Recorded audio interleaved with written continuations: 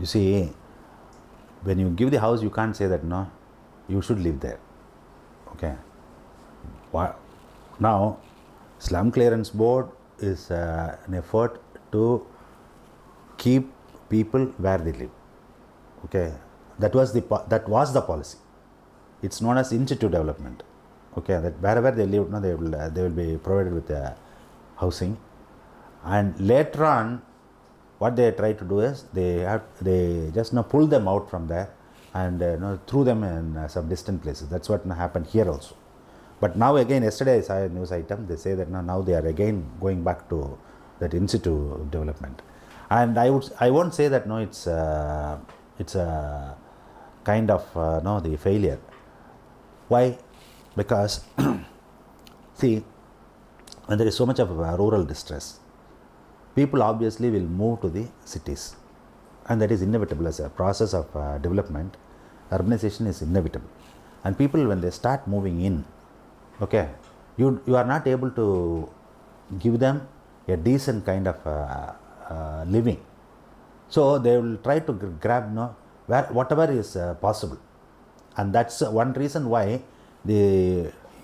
whatever effort you take to to make the slums into housing board, slum clearance board houses, new slums come up. That is because that process, what happens from the rural, when people migrate in such large numbers, and particularly from the lower segment of the societies and as well as the economy, their economy is very poor. So obviously new slums will come up. What we need to have is a kind of a balanced policy, okay, where you keep on building up houses for the economically weaker section that we used to have. You remember many of these housing board schemes, where it's not only that they developed Anna Nagars. Even within Anna Nagar you will have EWS, economically weaker sections. Similarly in Indira Nagar, similarly in Besant Nagar, you take any of these urban pockets that have been developed by housing boards, you will find that housing for the economically weaker sections, and it clearly shows that that is not sufficient. Instead of correcting that policy, now the state has just given up developing house sites. It has just given it to the free market, the private players. So they are not bothered. They just keep on developing plots and selling it, and that is one reason why the economically weaker sections are unable to find their foothold in any of these new locations. So obviously they move to the common property, common resources, and then eventually state realizes that it's an eyesore. They try to beautify, they evict them, push them to Kannagi Nagar and elsewhere. So I would argue that it's not a failure, but the failure lies in the policy of not having sufficient effort to accommodate them when they move in. This process is common, whether it is in America, whether it is in England, or whether it is in Europe, or in Asia, or if you go to Latin America, it's much worse. So this distress, when you develop, agriculture will not grow as much as you would like to. So obviously people will be attracted to the cities and towns. They will start moving, but they cannot be accommodated. All of them cannot be accommodated easily. So eventually what happens is they go and settle down, and that becomes a slum.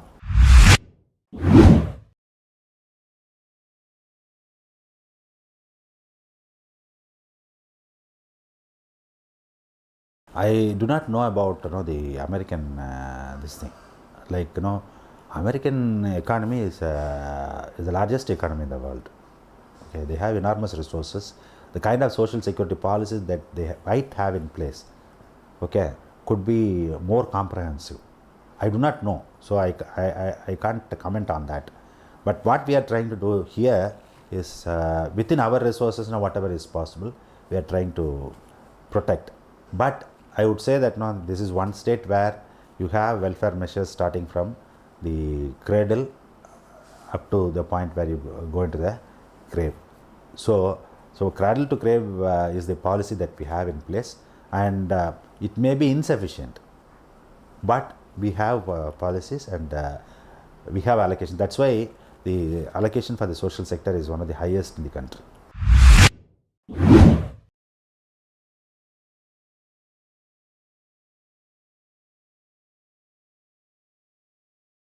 That is because of the caste system that you have in place.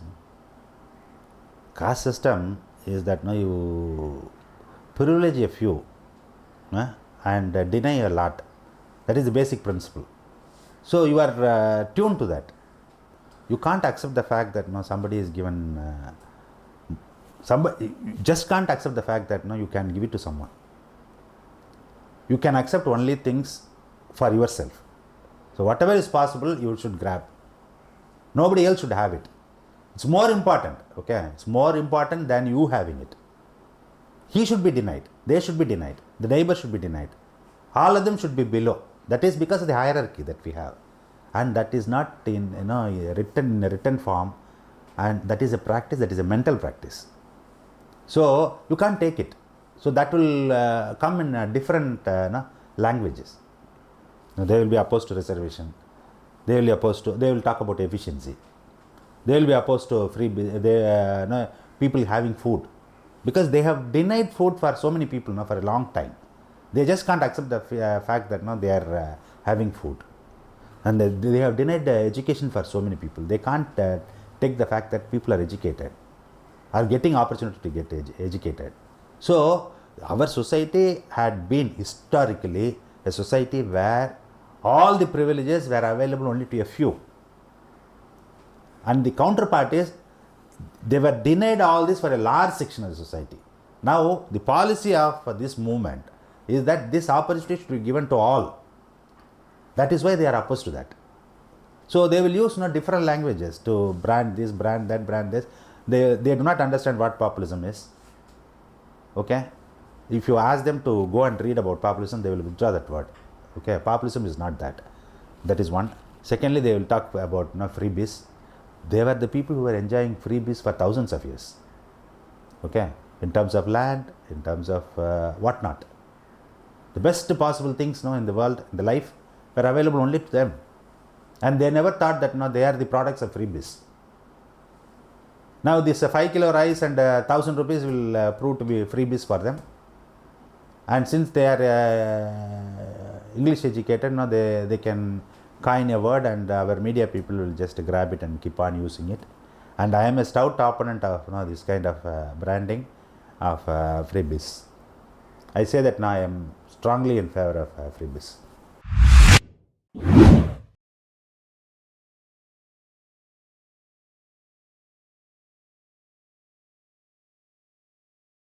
In fact, if you take the first policy, reservation policy, it was not this thing, not as a compartment policy. Okay, what they did, the first aim was to reduce the representation of Brahmins, because they were there for 90% or 95%. So what they did was, at least give each one some, so that you will not grab all the positions. It started from there. Now even today, reservation doesn't mean that it precludes people. What it does is, it leaves a large segment to be competed by all, and just reserves certain positions for the other people. Like for instance, I will give you one data. Some of my friends, what they have done is, they have taken this prior to this NEET, introduction of NEET, they have taken the admission enrollment in Madras Medical College and I think Kilpak or Stanley, and they have worked out the pattern, who comes under what. You will be surprised to know that there are 2-3 caste groups. They highly represent in the open category. They are not Brahmins. Okay, they belong to the BCs, but they highly represent the open category. There are dominant communities, but for the reservation, they will not be there at all.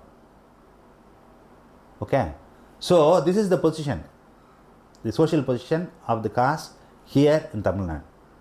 So given that, we are not saying that there is still a need for reservation for a large section of society, and there is a small section which doesn't need a reservation. But that is highly problematic, because what happens is, when you talk about reservation, you cannot talk about individuals. That is the problem, because discrimination is as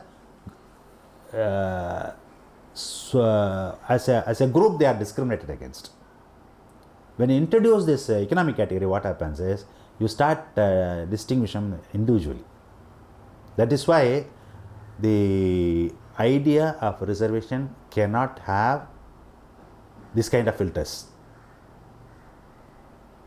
So what we had was, as a social group, we will provide them an opportunity or reserve certain positions in education as well as in employment, and that's what we have tried. And the other one that you are talking about, this 7,500 and education for all, there is nothing wrong in that. That's what I feel. Everybody should be given education. That's not what we are trying to do. Is that it should not be grabbed by a very few. That's what we have tried.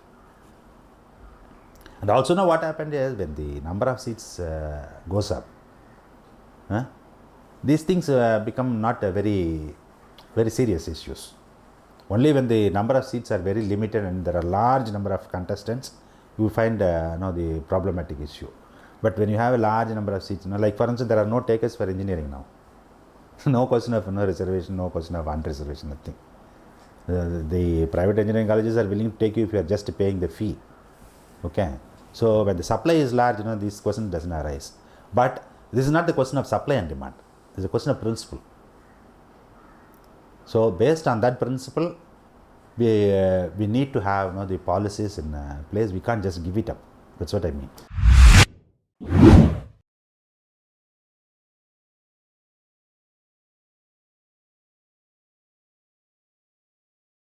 Like if you take the central bureaucracy, it's predominantly represented by the elite caste within the society, and you can see the difference, the way in which they function, and that has been brilliantly documented by one of our former bureaucrats.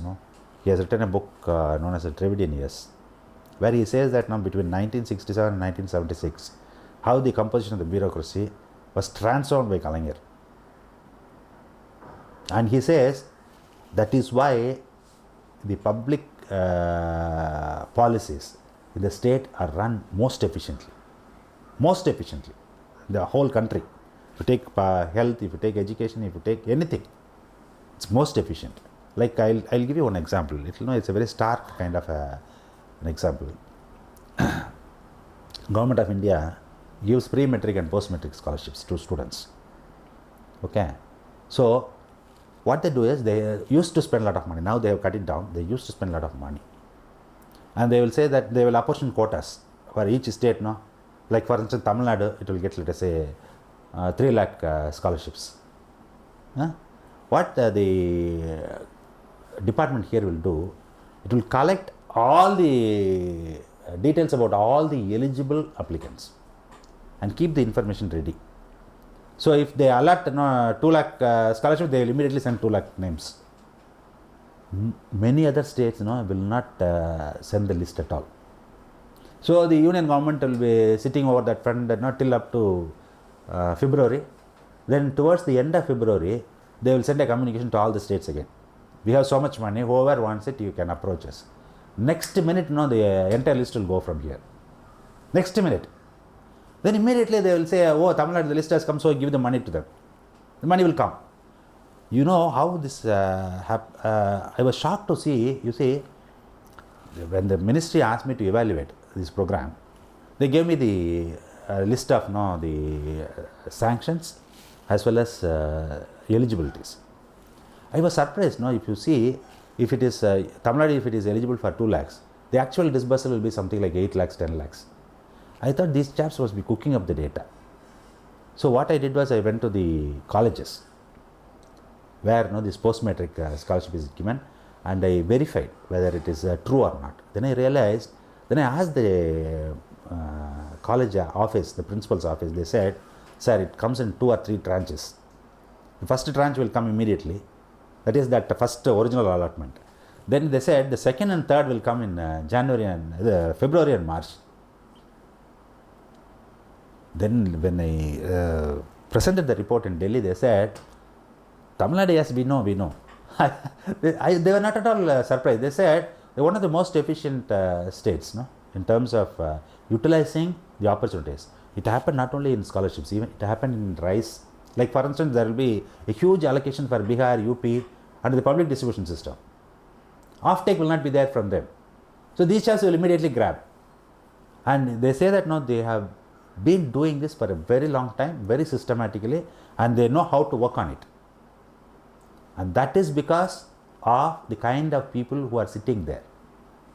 You see, who will be handling all this? There will be a section officer, a superintendent. That fellow will think that no, we should get as much scholarship as possible for our students. That drives them. If you just imagine the person who sits there comes from the very elite kind of a background, would you say that no, you'll have this kind of an attitude towards that? Like you asked me the previous question, no? Why do they call this as freebies? That fellow will think that this is a freebies. Okay, that is why you need reservation, you need people in the bureaucracy and in the power structure. That is the meaning. Like for instance, if there is a Dalit as a superintendent of police, then the kind of the power equation that prevails in that district will be different. And if all the district superintendent of police, let us say, are belonging to the upper caste, what will happen? So that is why you need this kind of balances. When you have an unequal kind of a society, you need representation in the power structure. And that is precisely why the reservation was introduced, and it's still going on.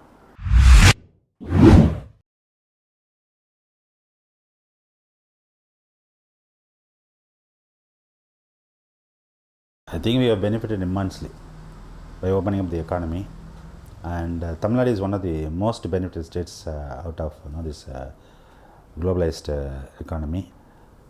And if you see the reduction, I told for one of these questions that after 91, how our per capita income shot up like as if a rocket is being launched. That is precisely because we have used up the new kind of opportunities, and that can be used only when you have the kind of preparation that we had. The preparation means we have broad-based our education, we have broad-based our economic development, and we have freed the people from the earlier power structures.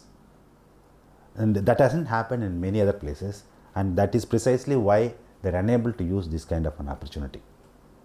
Okay, so I would argue that it's not just opening up the economy. Opening up an economy is an opportunity. That opportunity can be used to the hilt only by those who do not have the earlier fetters.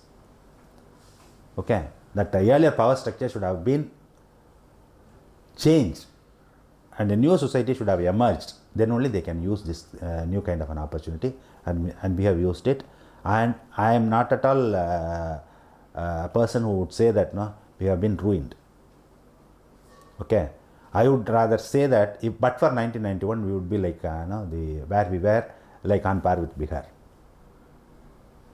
So I am not going to talk to you about what happened in India. Okay, I would rather say that this is what we have experienced, and we have benefited immensely, and we are very thankful to Manmohan for doing it. Though Manmohan is not the person, though we call it as Manmohan he was there at that time. So, but it has a longer history, and lot more of people are involved. In fact, but for Narasimha Rao, Manmohan is just finance minister. No, the political decision was taken by Narasimha Rao. Narasimha Rao was that way a very bold person, I would say. Though he was running a minority government, he could not take this kind of a decision. He had no other go, I would say, rather. No, he took a very calculated kind of a risk, and it worked.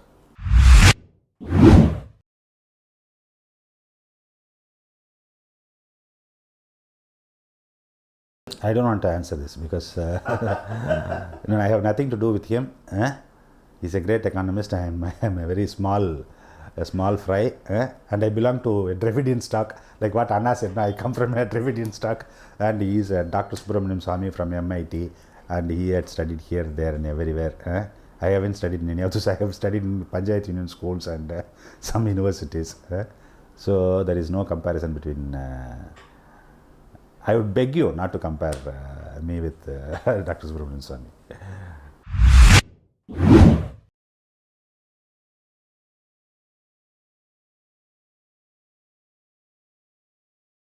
There may be temporary benefit, but in fact, there will be.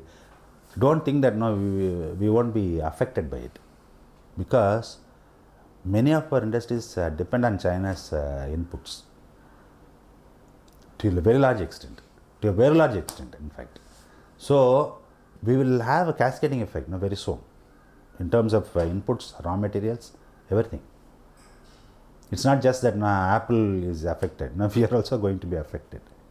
Like if you take today morning I got a message from one of my friends in the knitwear industry in Tirupur. He says that all the most vital inputs that are required for dyeing and further processing comes from China. Okay, and already there is a short supply of those items and the prices have shot up. And within a month, they may run out of stock of all these ingredients and they do not know where to go. And this is precisely what I have been telling our people, that this push, this unmindful push of electric vehicles is going to land them in such a serious trouble, because China is the country which controls the entire value chain of batteries. We do not have raw material for the batteries. We do not have refineries for the batteries. We do not have the capacity to assemble the batteries. And it's not just we alone. The entire world. Okay, China controls about 95%. Okay, including the raw materials. So if Modi is intelligent enough, he will not push it hard, which means you are pushing yourself to China's slabs. Okay, in terms of supply, you see now if they are controlling 95% of the produce, the kind of leverage that they will have, and if you are going to say that now we are going to have only the electric vehicles, then next day if China switches off their supply line, then you will be stranded. Like Putin switching off gas supplies to Europe. Europe will shiver if you switch off the line. It's as simple as that. Similarly, you can't go and sit in the lap of China. All said and done, he's a big power. Okay, very very big economic power, very big military power, and he is our neighbor, and you should have a strategic policy towards that kind of decisions.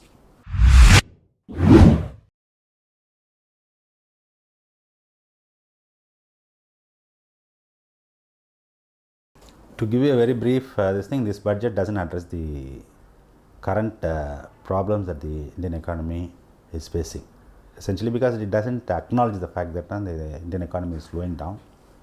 So it hasn't taken any steps towards the rectifying the mistakes that they have done earlier. That is one. Next budget I don't have much of a hope, because already we have suffered a huge revenue deficit this year, revenue loss, and the situation hasn't improved at all. And every day the new indicators show that the problem is deepening.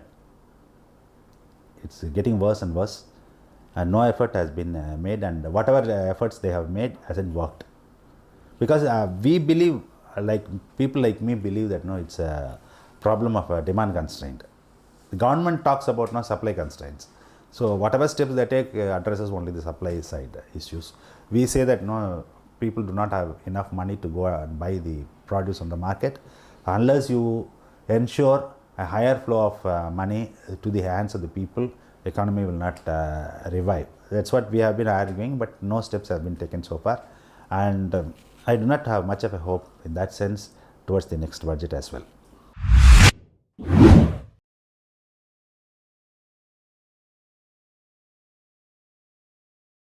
That's what exactly I told you, that you need to have policies in place which will quickly translate money to the hands of the poorer sections of the society. They are the ones who will go to the market and buy immediately. If you are going to give 1.5 lakh crores to 600 companies, they are not going to the market. They will not go to the market. They would rather retain the money.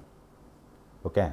Instead, if you give 200 rupees to the 100-day workers, they will go to the market in the evening, and they will start buying, and the economy will revive. Instead, now what you are trying to do is, you are trying to give incentives to the manufacturers. You hope that they will use this money to install new capacities, and then they in turn will employ new labor, and that's how the economy will revive. This is the hope of the government, and that's not going to work.